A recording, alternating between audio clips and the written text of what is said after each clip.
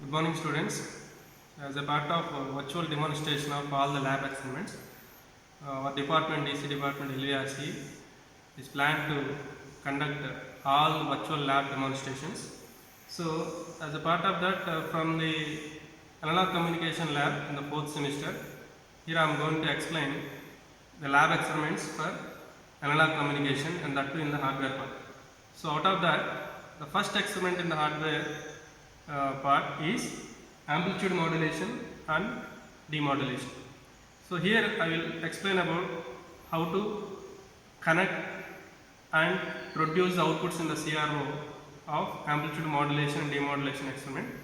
So after watching the video, you may get some knowledge about what is the amplitude modulation and how to analyze the output of the amplitude modulation in the CRO by changing some input amplitudes and some input parameters, and how to analyze the modulation as well as demodulation.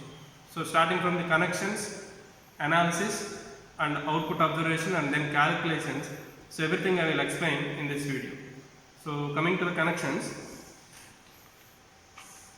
so the first one is you need to connect to the power supply. This is the power supply pin. So make sure that here there is a power supply rating, that is 808. So this must be the same rating, so 808 volts.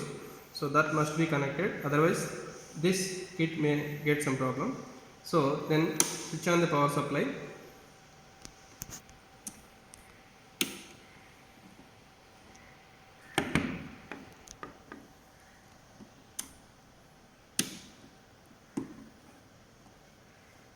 So there is some problem. So, okay. So after switching on the power supply, so here connect one CRO probe and switch on the CRO and make sure that there is a horizontal line initially we are obtaining at the CRO screen. So by placing it at the ground, you can set this line and removing this, and first observe a message signal and a carrier signal in the CRO, then connect message signal to the modulator as well as carrier signal to the modulator, and then finally observe the AM modulated output. So initially I am going to observe what is the message signal it is generating.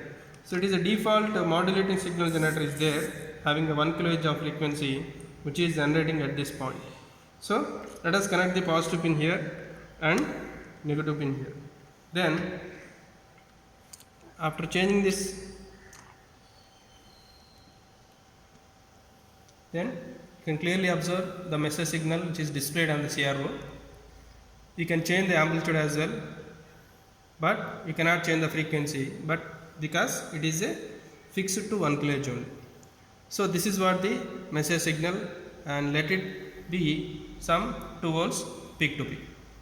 Next, similarly observe the same for carrier signal. So here carrier signal is also inbuilt, which is generating 82.5 kHz of frequency. So then again observe the carrier signal frequency, because the carrier signal frequency is high compared to the message signal frequency, that's why the waveform will be dense like this. So you can adjust this time for division knob so that you can clearly observe the waveform. So this is what the carrier signal, and having the frequency of 82.5 kHz. Of course you can adjust the amplitude, but you cannot adjust the frequency because the frequency is fixed here. So adjust the amplitude, let it be again 2 volts peak to peak, and then connect this message and carrier signal to the modulator. So here I am removing the CRO probe and making the connections. So connect the message signal 1 kHz to the same 1 kHz here. So this is the message signal input, and connect the carrier signal to the carrier input which is mentioned here. So for the modulator generally we have 2 inputs, one is a message signal and carrier signal. Then finally you can observe modulated output here. This is clearly it is mentioned AM output, so you can observe the AM output here. So this is the amplitude modulated output which is shown like this. If you adjust this time per division knob, you can clearly observe the output. So try to hold this, try to hold the waveform. So this is what the AM modulated output. So you can clearly observe this is the AM modulated output for under modulating condition. So how to change the AM output for different modulation conditions? So here we have three modulating conditions: critical modulation, under modulation and over modulation. So for under modulation, the amplitude of the message signal is less than the amplitude of the carrier signal. Since the modulation index K or mu can be defined as AM by AC. If AM, that is the amplitude of message signal, is less, then that is under modulation. If AM is more, that is amplitude of message signal is more than carrier signal, then that is said to be over modulation. So that's why here I am adjusting the amplitude of the message signal. So if I am reducing the amplitude of message signal, then it seems to be under modulation. If I am increasing the amplitude, then you will get the critical modulation. So in this condition, both the amplitude of the message and carrier are said to be equal. So that's why modulation index is equal to 1. And again, if you increase the amplitude further, then you can clearly observe the over modulating condition. Here there is a overshoot. For these three conditions, you need to calculate modulation index. So here the modulation index formula, which is given in the manual, you can clearly observe the formula for modulation index mu is equal to A max minus A minimum by A max plus A minimum. Here A max means maximum value of the amplitude, this value. Starting from 0 to this one, you can observe this value by observing this height along with time per volt per division, that is 1. So this height into 1, which is almost 1.2 into 1, that is 1.2 volts. So the minimum value is, A minimum is, this is the minimum value. So it is almost 0.5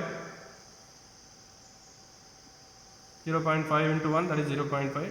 So A max minus A minimum by A max plus A minimum, so that we will get the modulation index. So under this condition, that is under modulation, you will get a modulation index mu less than 1. Under this condition, you definitely get a modulation index equal to 1, because this is A maximum, A minimum is 0. So A max minus 0 by A max plus 0, it is equal to exactly 1. Under this condition, you must observe that A max is this one and A minimum is the negative value, because it is overshooted and it is the negative value is coming at this minimum point. So this A maximum is positive value, A minimum is negative value. So if you substitute in the formula, definitely you will get modulation index greater than 1. So these are the three conditions of AM modulated output. So after observing these three conditions, so we can set it to any condition. For example, I am setting it to under modulation condition, then observe the demodulated output. So here I am connecting this modulated output to the demodulator block. This is what the demodulator block. So in this demodulator, simply they are using envelope detector and low pass filter. So you can clearly observe there is an envelope detector and a low pass filter, finally amplifying. So after connecting this demodulator output, clearly you can observe a sine wave which is getting here. Okay. So by changing the input amplitude also, you can clearly observe modulated output for different conditions. So hence this is the message demodulated signal. You can also compare this demodulated signal with the message signal what we are generating earlier. By comparing this, definitely the frequency must be same, but of course the amplitude of the demodulated signal may be reduced. So this is the perfect demodulated output for the given message signal. So after observing all these waveforms at different conditions, you need to calculate modulation index for every condition. After calculating the modulation index, you need to analyze, so for which condition the output is getting perfectly and for which condition the demodulation is getting some disturbances. So this is the experiment for amplitude modulation, and this is what the connections. Thank you. Thank you.